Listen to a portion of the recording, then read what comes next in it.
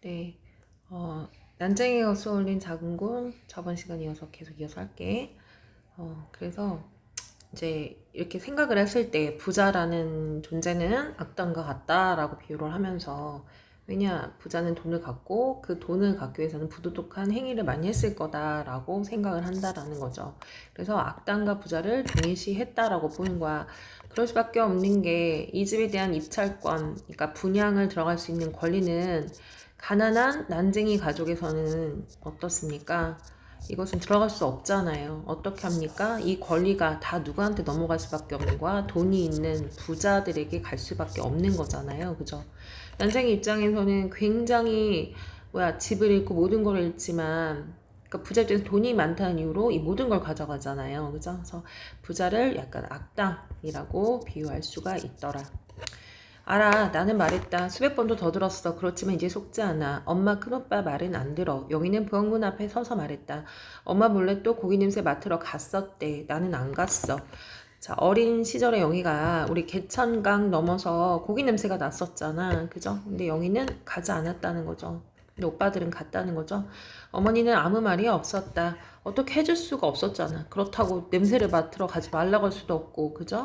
그러니까 슬픔과 미안함이 담겨있다. 나는 영희를 흘겨보았다. 영희는 또 말했다. 엄마 큰오빠 고기 냄새 맡으러 갔었다고 말했더니 때리려고 그래. 자, 여기까지는 뭡니까? 과거 해상이지요. 과거 아까 영희한테 무슨 냄새가 난다고 했습니까? 풀냄새가 난다고 했죠. 이 풀냄새라는 건 어떻게 보면 가난을 의미하는 것일 수도 있더라. 그리고 영희한테 이제 앞서서 영희를 뭐라고 비유했죠? 펜지꽃이다 라고 비유했던 부분 기억나요? 자, 펜지꽃, 가녀린, 여린 이런 영희의 모습을 표현하는 것이다. 영희는 좀처럼 울음을 그치지 못했다. 아까 영희가 울었던 부분들. 자, 다시 현재로 돌아온다는 거예요. 나는 영희의 입에서 손을 떼었다. 영희를 풀밭으로 끌고 들어간 것이 잘못이었다. 영희를 때려주고 나는 후회했다. 자, 어린 시절에 그 때렸던 사건 있잖아요. 고기 냄새 맡아서 잃는 거. 귀여운 영희의 얼굴은 눈물로 젖었다. 그때 갑자기 그때 생각이 난 거야. 영희가 옛날에 울었던 거. 자기가 혼냈을 때. 근데 귀여운 영희의 얼굴은 눈물로 젖었다. 우리는 그때 주머니 없는 옷을 입고 있었다. 어떤 것을 의미한다고 했죠? 아무것도 넣을 수 없는 그 가난을 의미하는 거죠. 자, 과거 해상하는 장면이 되는 것이다. 여기까지는 다시 현재로 돌아왔다가 다시 어린 시절 과거가 떠올랐고 또 역시 과거가 떠올랐다. 그러니까 어린 시절에 가난했어. 그러면 뭔가 뭐 노력이 될 수도 있고 공부가 될 수도 있고 사람이 이 삶이 앞으로 더 나아질 거를 기대하고 삶을 살아가잖아요. 근데 어른이 된 지금 현재도 어린 시절에 그 가난을 벗어나지 못했다라는 거죠. 그러니까 안타까움과 그런 것들이 잘 드러나 있죠. 중립 부분의 줄거리, 아파트 입주할 형편이 안 되는 동네 주민들은 입주권을 팔고 동네를 떠난다. 나는 노비매매 문서를 조판하면서, 자, 노비매매 문서라는 게 무슨 뜻일까요? 조판이라는 것은 원고에 이렇게 치면서 노비매매 문서는 사라졌지만 가난의 되물림을 인식하게 되었다. 자, 여기 노비매매 문서라는 거는 내가 워드 자판을 치는 걸 잠깐 누구한테 의뢰를 받았는데 무슨 내용이었냐면 이 노비매매 문서, 그러니까 옛날에 있었던 그런 역사적인 기록을 이렇게 좀 치는 일을 잠깐 했었나 봐. 근데 이런 거는 이미 현실 세계, 물론 이거는 역사 기록에 대한 뭐 아르바이트였겠죠. 근데 이것은 사라졌지만 현실의 가난이라는 것은 노비 문서랑 비슷하게 어떻습니까? 계속해서 남아있다라는 거죠. 자신들이 마치 이렇게 된 것 같죠. 그리고 고생마다 죽은 친구의 명의, 이게 무슨 말이냐면 명이라는 아이가 이제 나오는데요. 나중에 공장에서 일하다가 죽거든요. 또 열심히 일하다가 건강이 나빠진 아버지와 그 때문에 학교를 그만두고 일에 매달리게 된 가족의 모습이 떠올린다. 그 와중에 아버지는 자신이 3년 반 전에 서커스단에서 일하려고 했던 것을 어제 일처럼 이야기하고 나는 아버지에게 병이 있다고 생각을 한다. 나는 아버지가 놓고 나간 책을 읽었다. 그것은 1만 년 후의 세계라는 책이었다.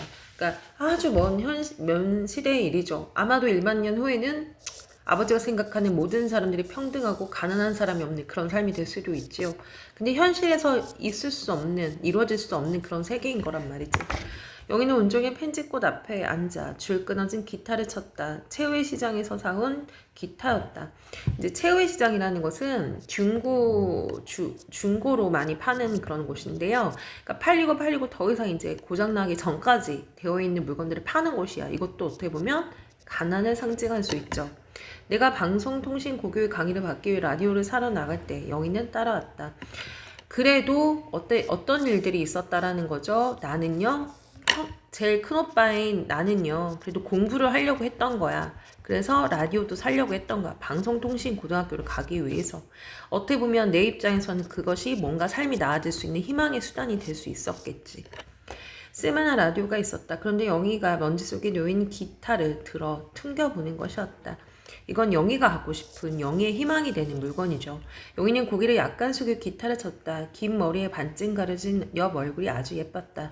영희가 치는 기타 소리는 영희에게 잘 어울렸다. 나는 먼저 골랐던 라디오를 살 수 없었다. 좀 더 싼 것으로 바꾸면서 영희가 든 기타를 가리켰다. 동생인 영희에 대해서 어떻게 배려심이 있지요. 그 라디오가 고장이 나고 기타 줄이 하나 끊어졌다. 자, 근데 여기서 상징하는 의미가 있습니다. 그렇게 산 라디오는요, 고장이 나 있고요. 그렇게 산 기타는요, 줄이 하나 꺼져 있어. 아까 얘기했지만 이 기타는 어떤 영희의 희망, 영희의 기쁨이 된다면 그 라디오, 방송통신고등학교를 다닐 수 있는 그 라디오는요, 나의 희망과 어떤 꿈이 될 수도 있어. 근데 그게 어떻게 됐대요? 끊어졌다라는 거죠. 그러면 우리가 추론해 볼 수 있어. 아, 이들의 삶이 결국 녹록치 않고요. 어떤 꿈이 절대로 이뤄지기가 쉽지 않겠구나. 줄 끊어진 기타를 영희는 쳤다. 나는 아버지가 무슨 생각을 하는지 알 수 없었다. 1만년 후의 세계라는 책을 아버지는 개천 건너 주택가에 사는 젊은이에게 빌렸다. 그의 이름은 지섭이었다. 지섭은 밝고 깨끗한 주택가 3층 집에 살고 있었다. 지섭은 그 집 가정교사였다.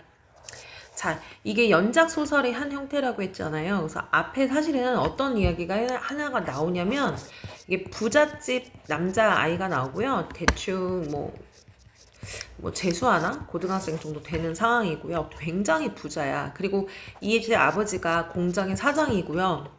여기에 누가 하나 들어오냐면 이 아들의 과외를 해줄 수 있는 가정교사가 한 명 옵니다. 이 가정교사는 바로 아버지에게 책을 주었던 지섭이라는 인물이에요. 왔어 경민아? 아유 왔어 형사.